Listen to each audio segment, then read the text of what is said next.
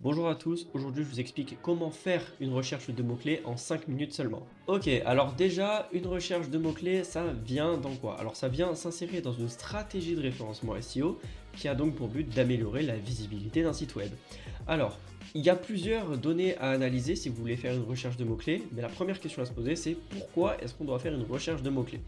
Alors en fait, si vous voulez être positionné en premier sur Google, ce qui est un petit peu le but du référencement naturel, il faut que vous puissiez choisir des mots-clés sur lesquels vous allez vous positionner. Donc ces mots-clés, ça correspond aux intentions, aux expressions de recherche donc des utilisateurs. Donc c'est ce que vous allez chercher sur Google. Ça correspond à ça. Et pour s'insérer dessus, on va analyser plusieurs données autour des mots-clés. Les données les plus simples, c'est le volume de recherche qui correspond au nombre de fois où le mot-clé va être recherché par mois. Et il y a aussi la difficulté du mot-clé qui est donc à peu près la concurrence qu'il y a là-dessus. Sauf que quand on fait une recherche de mots-clés, vous devinez que c'est pour justement choisir les mots-clés qui sont intéressants pour nous. Si on est une nouvelle entreprise qui commercialise des pelles, par exemple, on ne va pas se positionner directement sur le mot-clé pelle parce qu'il y aura trop de volume de recherche et trop de concurrence dessus. Bien, mais bon, quand vous faites une recherche de mots-clés, vous vous arrêtez pas seulement là, parce que sinon, vous allez vous positionner sur des mots-clés, vous vous dites, ok, la concurrence elle est pas très élevée, le volume de recherche il est à peu près bon, ok, c'est bon, c'est fini, on s'arrête là.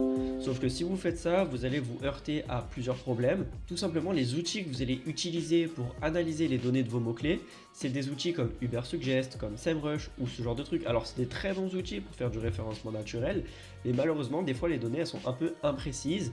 Ils sont capables de vous dire qu'un mot-clé en termes de concurrence est accessible, alors que quand vous allez sur le mot-clé, vous voyez des sites de fous comme Futura, Cultura, il y a quoi, Amazon, enfin bref, même AliExpress, hein, voilà, vous voyez des sites de fous et vous vous dites mais comment est-ce que je fais pour trouver ce mot-clé? Alors le conseil que je peux vous donner c'est d'essayer de vous détacher justement de ces outils. Alors ces outils ils sont très bien pour vous donner une idée un peu générale, mais vous pouvez utiliser des outils plus simples et surtout plus fiables. Et donc, l'outil qu'on va utiliser, c'est Google, tout simplement. Donc, il vous suffit de prendre des mots-clés en rapport avec votre activité, essayez d'avoir plein de synonymes. Si vous savez pas trop comment faire, vous allez sur ChatGPT, vous écrivez, voilà, tapez, enfin, il y a des extensions à installer. Je ferai une vidéo dessus un jour sur les extensions de ChatGPT. Mais voilà, vous lui demandez des synonymes de vos mots-clés et normalement, c'est censé vous en sortir plein. Vous les tapez sur Google et vous allez dans les recherches associées où vous savez quand vous tapez ça vous recommande directement des mots à écrire. Et bien ça si Google vous le propose c'est qu'il y a déjà des utilisateurs qui ont tapé du coup cette recherche associée avant vous.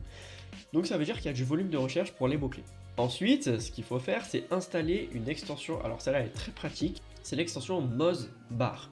Alors cette extension, elle va vous permettre d'analyser le domaine authority et le page authority des pages qui apparaissent dans les résultats de recherche de Google sans avoir besoin de à chaque fois aller dans un outil, analyser, nanana, attendre. Donc c'est vraiment beaucoup plus rapide. Et donc il vous suffit juste d'installer l'extension, voilà, c'est gratuit et il n'y a rien à faire.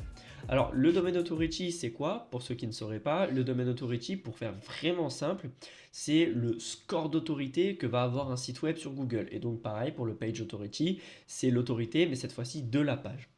Et donc, bon, c'est vraiment très simple, hein, c'est pour pas aller forcément dans les détails.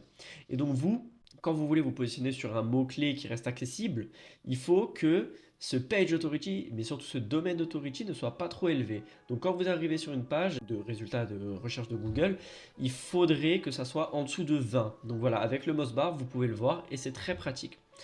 Bien, une fois que vous avez trouvé votre mot-clé qui est assez intéressant, ok, il y a du 20, ça veut dire que je peux peut-être m'insérer. Vous allez maintenant cliquer sur les pages et voir le contenu. Alors, il y a des indicateurs qui ne trompent pas comme le nombre de mots, mais c'est très approximatif. Ce qu'il faut regarder surtout, c'est l'optimisation SEO de la page, s'il y a assez de balises H2, H3, H4, etc. Si les mots-clés sont bien insérés et surtout si le contenu apporte une réponse à la requête de l'utilisateur. Par exemple, si j'écris comment creuser un trou dans mon jardin et que je tombe sur un article de blog qui va m'expliquer comment creuser un trou dans mon jardin avec une pelle, moi ça va m'intéresser. Mais si quelqu'un écrit comment creuser un trou dans du bois ou quelque chose comme ça, je vais me dire ok non, c'est pas pertinent, donc ça va pas m'intéresser. Et donc vous, si vous voyez que la réponse qui est accordée par justement ces résultats de recherche ne sont pas pertinentes par rapport aux mots-clés que vous venez de taper, et que le domaine authority n'est pas forcément très élevé, c'est là qu'il faut s'insérer sur ce genre de mots-clés. Il vous suffira de faire un contenu de meilleure qualité et vous pourrez être positionné dessus même si vous avez, voilà, pas forcément un site qui est très ancien et très connu. Donc voilà, vous avez juste à noter ce genre de mots-clés sur un petit tableur, voilà, et puis ensuite, vous pouvez commencer vos stratégies de contenu et de référencement SEO. Voilà, alors j'espère que cette vidéo courte elle vous aura aidé à comprendre comment est-ce qu'on fait un peu toutes ces recherches de mots-clés. Si vous voulez en savoir plus justement sur cette recherche de mots-clés, je vous invite à aller sur mon site web. J'ai écrit des articles de blog par rapport à ça qui vous expliquent ce genre de choses un petit peu plus en profondeur, notamment mon article sur l'intention de recherche qui est très importante lorsque vous faites une recherche de mots-clés. C'était Loïc de SEO IA et je vous souhaite bon courage pour votre recherche de mots-clés.